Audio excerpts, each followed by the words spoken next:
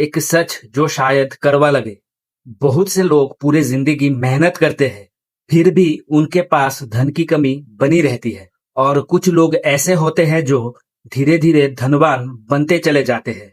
क्या फर्क सिर्फ किस्मत का है, या फिर हम रोज कुछ ऐसी गलतियां कर रहे हैं जो हमें समृद्धि से दूर रख रही है? आज मैं आपको 5 ऐसी फाइनेंशियल मिस्टेक्स बताऊंगा जो मिडिल क्लास लोगों को अमीर बनने से रोक देती है। और लास्ट वाली मिस्टेक शायद सबसे ज्यादा लोग कर रहे हैं। ये रील स्पिरिचुअली क्यों देखनी चाहिए? स्पिरिचुअलिटी सिर्फ मंदिर, पूजा और मंत्र तक सीमित नहीं है। सनातन दृष्टि के अनुसार माता लक्ष्मी वहां आती है जहां बुद्धि, अनुशासन और सही निर्णय होते हैं। धन को संभालना भी एक प्रकार की साधना है। इसीलिए ये रील सिर्फ फाइनेंशियल नहीं बल्कि स्पिरिचुअल ग्रोथ से भी जुड़ी हुई है। एंड तक जरूर देखें। पहले बात करते हैं मिस्टेक नंबर 1 के बारे में, जो कि है सिर्फ धन को बचाने पर ध्यान देना, बढ़ाने पर नहीं। बहुत लोग सोचते हैं कि हर समस्या का समाधान सिर्फ बचत यानी सेविंग्स है। लेकिन सच ये है कि अगर आपकी आमदनी ही सीमित है तो कितनी भी बचत कर लो, एक सीमा के बाद ग्रोथ रुक जाती है। आपको अपनी स्किल्स बढ़ानी होगी, नए इनकम सोर्सेस ढूंढने होंगे और अपनी वैल्यू मार्केट में बढ़ानी होगी।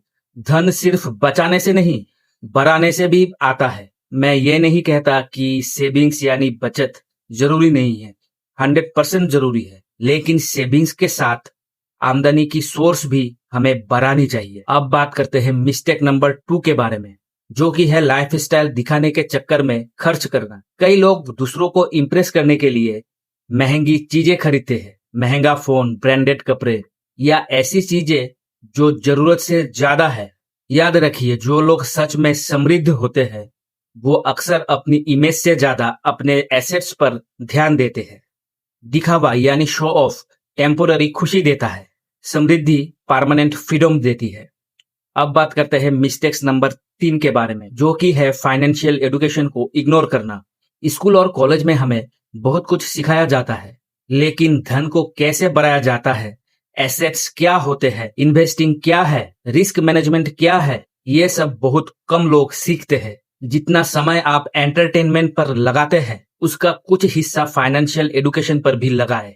नॉलेज ही फ्यूचर की समृद्धि की फाउंडेशन है।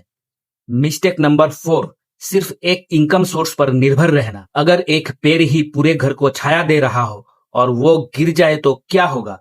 वैसे ही अगर सिर्फ एक इनकम सोर्स है और वो रुक जाए तो पूरी फाइनेंशियल स्टेबिलिटी हिल सकती है। आज के समय में मल्टीपल इनकम सोर्सेस बनाना लग्जरी नहीं, जरूरत है। चाहे फ्रीलांसिंग हो, ऑनलाइन वर्क हो, एफिलिएट मार्केटिंग हो या कोई साइड बिजनेस, एक से अधिक सोर्स आपको अधिक सुरक्षा देते हैं। मिस्टेक नंबर 5, जो कि है शॉर्ट टर्म की सोच। बहुत लोग तुरंत रिजल्ट चाहते हैं, आज काम किया और कल धनवान बन गए। लेकिन रियलिटी कुछ और है। बड़ा धन समय, डिसिप्लिन और पेशेंस से बनता है। एक पेड़ लगाने के बाद उसे फल देने में समय लगता है। वैसे ही फाइनेंशियल ग्रोथ भी एक प्रोसेस है। जो लोग लगातार सही निर्णय लेते हैं वही आगे चलकर बड़ा परिवर्तन देखते हैं। याद रखिए, धन का संबंध सिर्फ मेहनत से नहीं, सोच से भी होता है। गरीबी अक्सर जेब से पहले सोच में आती है और समृद्धि भी जेब में आने से पहले सोच में जन्म लेती है। जब आप अपनी स्किल्स, फाइनेंशियल नॉलेज और डिसिप्लिन पर काम करते हैं तब धीरे धीरे मां लक्ष्मी के आगमन के रास्ते खुलने लगते हैं। ये मेरा पर्सनल ओपिनियन है जो मैंने बताया है। आपका ओपिनियन मेरे जैसा भी हो सकता है या बिल्कुल अलग भी हो सकता है। कमेंट में जरूर बताएं कि आप इस विषय पर क्या सोचते हैं और आपके हिसाब से सबसे बड़ी फाइनेंशियल मिस्टेक कौन सी है। अगर ये रील ने आपको कुछ नया सोचने पर मजबूर किया हो तो इस रील को लाइक करें, अपने दोस्तों और परिवार के साथ शेयर करिए ताकि उन्हें भी ये जानकारी मिल सके। और ऐसे ही मोटिवेशनल, स्पिरिचुअल और फाइनेंशियल अवेयरनेस वाले कंटेंट के लिए मुझे फॉलो या सब्सक्राइब जरूर करें।